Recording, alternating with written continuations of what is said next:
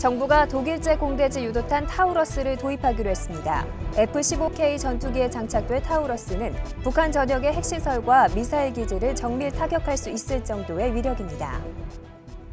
6월 호국보훈의 달을 맞아 이용걸 방위사업청장이 호국영령의 넋을 기리기 위해 국립서울현충원에 참배했습니다.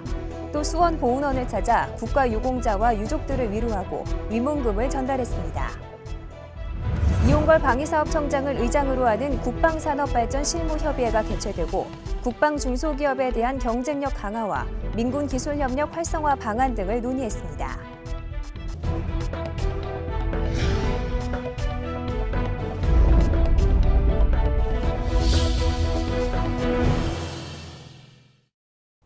여러분 안녕하십니까? 방위사업청의 소식을 전하는 다파 뉴스입니다. 본격적인 장마와 무더위로 건강관리 걱정이신 분들 많으시죠? 올여름은 유난히 무덥고 습하다는 기상청 예보도 있었는데요. 적절한 운동과 식습관 관리로 건강한 여름철 보내시기 바랍니다. 첫 소식입니다. 정부가 독일제 공대지 유도탄 타우러스를 도입하기로 했습니다. F-15K 전투기에 장착될 타우러스는 북한 전역의 핵시설과 미사일 기지 등을 정밀 타격할 수 있는 위력을 자랑합니다. 보도에 전선영 기자입니다. 전투기에서 발사된 미사일이 순식간에 날아가 목표물에 명중합니다. 우리 군이 도입하기로 한 독일제 장거리 공대지 유도탄 타우러스입니다. 목표물을 탐지하고 항로를 변경하는 모든 과정이 자동으로 이뤄지고 동체와 날개에 스텔스 기능이 있어 적의 레이더망을 피해 주요 시설을 정밀 타격할 수 있습니다. 땅 및 콘크리트 벽을 그대로 뚫어 숨겨진 벙커도 공격합니다. 사거리는 현존하는 공대지 유도탄 중 가장 긴 500km로 북한 전역을 사정권에 넣을 수 있습니다. 적의 중심 주요 표적을 정밀 타격하기 위해서 F-15K에 장착하여 운영하는 장거리 유도탄을 국외 구매로 확보하는 사업입니다. 방위사업추진위원회는 독일이 개발한 공대지 유도탄 타우러스를 수의 계약하는 방식으로 도입하기로 했습니다. 당초 미국 제즘과의 경쟁을 통해 사업 추진이 예정됐으나 미 정부의 정책적인 결정으로 도입이 제한되자 수의 계약 쪽으로 방향이 바뀌었습니다. 타우러스는 앞으로 F-15K 전투기에 장착돼 영공 수호 임무의 한 축을 담당하게 됩니다. 방위사업추진위원회는 이외에도 한국형 기동 헬기 수리온에 대한 2차 양산 계획도 확정했습니다. 이에 따라 오는 2017년까지 2조 2천억 원을 투입해 60여 대를 생산한다는 계획입니다. 다파뉴스 전선영입니다. 방위사업청 이용걸 청장과 국부장 등 20여 명이 6.25 전쟁 63주년을 맞이한 25일 국립서울현충원을 찾아 참배했습니다. 이용걸 청장은 애국선열과 호국영령의 넋을 기리기 위해 현충탑 앞에 마련된 분향소에 헌화 참배하고 방명록에 글을 남겼습니다. 이용걸 청장은 26일에는 호국보훈의 달을 맞아 수원시에 위치한 보훈원을 찾아 국가유공자와 그 유족들을 위해 써달라며 위문금을 전달했습니다. 이 청장은 보훈원장으로부터 업무 현황을 보고받고 시설을 둘러보며 국가유공자와 유족들을 위로하고 격려했습니다. 오는 2017년까지 방산 중소기업에 대한 지원 비중이 60%로 확대됩니다. 방위사업청은 이용걸 청장을 의장으로 하는 국방산업발전실무협의회를 개최해 이같이 밝히고 국방 중소기업에 대한 경쟁력 강화와 민군 기술협력 활성화 방안 등을 논의했습니다.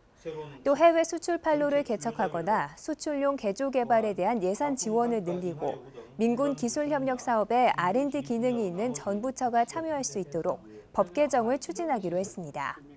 이와 함께 범정부 차원에서 방산 수출을 지원하고 구매국 정부 요구에 따라 방산 수출 시 정부가 업체 추천과 품질 보증을 감독하기로 협의했습니다. 방위사업청이 미래창조과학부와 민군기술협력을 위한 과제 발굴에 나섰습니다. 양측에서 실무 담당자들이 참석해 열린 이날 회의에서는 각 부처에서 제시한 현황과 협업사항이 논의됐습니다. 이에 앞서 방위사업청에서는 국방기술을 민간으로 이전하기 위한 관련 부처 간 연계 문제와 성실 실패제도 도입 방안 등을 제시했습니다. 미래부는 국방기술 보안과 정보 교류, 예산 배분 조정 문제, 민군기술협력 사업의 범위 등을 주요 안건으로 내놨습니다. 방위사업청은 이날 논의된 협업사항 추진 방안을 토대로 부처 간 실무 협의를 지속해 나갈 계획입니다.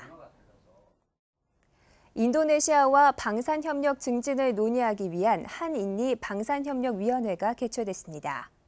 우리 측에서는 이용걸 방위사업청장과 실무 담당자들이 참석했고, 인도네시아에서는 부디만 국방사무차관을 비롯한 15명이 대표단으로 참석해 양측 현안에 대해 토의했습니다. 주요 의제로는 국제공동협력을 위한 MOU와 T-50I 조종사 무상교육 지원에 관한 MOU 체결 문제 등이 논의됐습니다. 양측은 이날 회의에서 인도네시아 군 현대화 사업에 한국이 참여하는 방안과 인도네시아 고위급 인사와의 협력 강화 추진 등을 협의했습니다. 무기체계의 시험평가 업무를 향상시키고 정보 교류를 위한 자리가 군과 산학연 관계자들이 참석한 가운데 열렸습니다. 이번 세미나에서는 신뢰성을 기초로 한 시험평가 기술과 주요 사례가 소개됐으며 시험평가 정책에 관한 토의도 이뤄졌습니다. 남경현 한국신뢰성학회 회장 등 전문가들의 주제 발표와 함께 4개 분과에서 모두 48편의 논문이 소개됐고 이 중 우수 논문에 대한 시상식도 진행됐습니다. 특히 올해는 대전광역시가 주최하는 첨단 국방산업전이 동시에 열려 IT 기반의 각종 무기체계와 주요 방위산업체들이 개발한 다양한 신기술도 선보였습니다. 청을 바꾸는 지식 콘서트의 두 번째 강연자로 오태식 사업관리본부장이 강단에 섰습니다. 편한 복장 차림으로 강연에 나선 오태식 본부장은 그동안 기업에서 쌓은 경험과 함께 방위산업에 몸담으면서 느낀 평소 가치관을 진솔하게 밝혀 직원들의 호응을 얻었습니다. 오 본부장은 특히 최근 화두가 되고 있는 창조 경제를 실현하기 위해선 기술 사업화가 중요하다면서 방위 사업을 집행하는 과정에서 효율성과 전문성이 뒷받침돼야 한다고 강조했습니다. 점심시간에 진행된 이번 지식 콘서트는 강연자와 직원들이 자연스럽게 질의응답을 주고받으며 소통하는 기회가 됐습니다. 이어서 다파 단신입니다. 2003년부터 군에 배치된 국산 자주대공포 비호의 전력화가 완료됐습니다. 방위사업청은 비호가 군에 전력화됨에 따라 야전 기갑부대에 대한 적의 기습 공중 공격으로부터 초기 대응 능력을 확보하게 됐고 육군의 국지방공 능력이 향상됐다고 설명했습니다. 국방과학연구소가 한국전자통신연구원 대전 본원에서 민군 기술협력사업 추진을 위한 1차 기술교류회를 개최했습니다. 이날 교류회에서는 올해 추진될 사업 수행 계획이 발표됐으며 민군 기술협력 사업을 활성화하기 위한 논의가 이뤄졌습니다. 국방품질 관련 관군 산학연 간의 원활한 협력과 소통을 위한 국방품질연구회가 창립 총회를 갖고 공식 출범했습니다. 국방품질연구회는 최창곤 국방기술품질원장이 회장을 맡고 앞으로 군수품의 품질 향상과 국방품질 정책 개선을 위한 역할을 담당하게 됩니다. 방위사업청 정상훈 육군소령이 전차와 장갑차의 구조와 원리를 쉽게 풀어 쓴 책자를 발간했습니다. 이 책에는 장비의 기원과 기계구조 원리에 대한 사례 설명, 또 전 세계 전차와 장갑차 개발 프로그램 등이 차례로 소개돼 일반인은 물론 군사 마니아들에게도 좋은 참고 자료가 될 것으로 보입니다. 이번에는 미디어에 비친 방위사업청의 모습을 살펴보는 시간입니다. 먼저 서울신문 기사부터 보겠습니다. 방위사업청이 한국항공우주산업과 상륙기동헬기 체계 개발 협약을 체결했다는 소식입니다. 상륙기동헬기는 해병대의 상륙작전 시 적을 타격하고 공중 돌격부대의 병력과 장비를 수송하는 데 이용되는데요. 오는 2017년부터 해병대에 전력화될 예정이라고 합니다. 이번엔 조선일보 살펴보겠습니다. 급성장하는 한국 방위산업에 관한 내용을 자세히 실었는데요. 5년 새 방산 수출이 10배로 늘면서 방산이 이제 국가 성장 동력의 한 축이 됐다고 보도했습니다. 이와 함께 이용걸 방위사업청장과의 인터뷰를 통해 방산 수출 확대를 위한 정부의 구상과 구체적인 계획도 소개했습니다. 다음은 서울경제 기사입니다. 대우조선해양이 노르웨이에서 2억 달러 규모의 군수 지원함을 수주했다는 내용입니다. 노르웨이 현지에서 계약 체결한 사진도 함께 실었는데요. 오는 2016년 9월까지 노르웨이 해군 측에 인도되고 실전 배치될 예정입니다. 마지막으로 전자신문 기사입니다. 국방 무기 체계의 핵심인 실시간 운용 체계의 국산화가 현실로 다가왔다고 보도했는데요.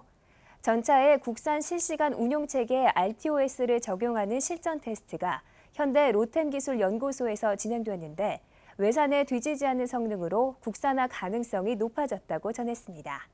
이상으로 다파인 미디어였습니다.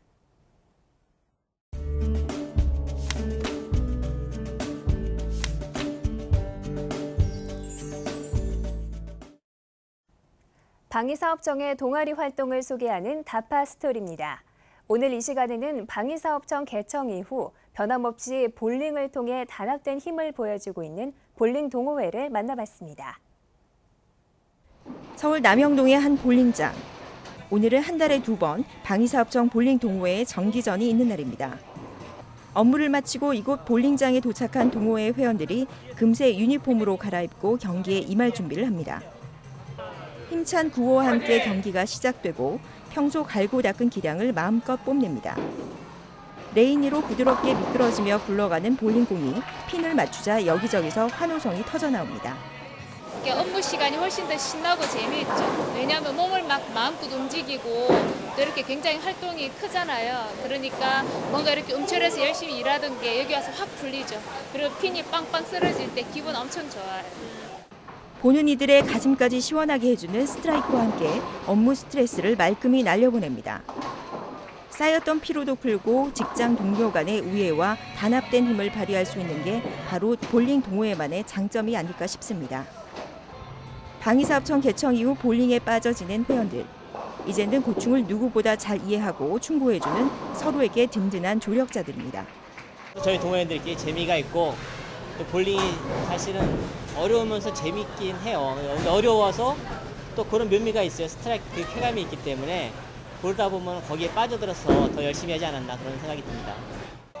매달 이어지는 정기전 외에도 중앙부처 대회 출전, 또 각종 대회 참가로 식지 않는 열정을 보여줍니다. 경쟁팀들과 겨루는 대결에서는 프로 선수 못지않은 숨은 실력을 발휘합니다. 올해 우승하고 싶었는데 올해 아쉽게 3위를 했는데 내년엔 꼭 우승해서 방위사업청이 주최하는 볼링 대회를 한번 해서 저희 방위사업청의 어떤 위상을 한번 높이고 싶습니다. 힘신의 힘을 쏟는 회원들이야말로 대회 승부를 떠나 진정한 승리자입니다. 꿈의 일터가 되는 그날까지 오늘도 동호회 회원들의 도전은 계속되고 있습니다. 이상으로 다파 뉴스를 마칩니다. 다음 시간에도 알찬 소식들로 여러분을 찾아뵙겠습니다. 지금까지 시청해주신 여러분 고맙습니다.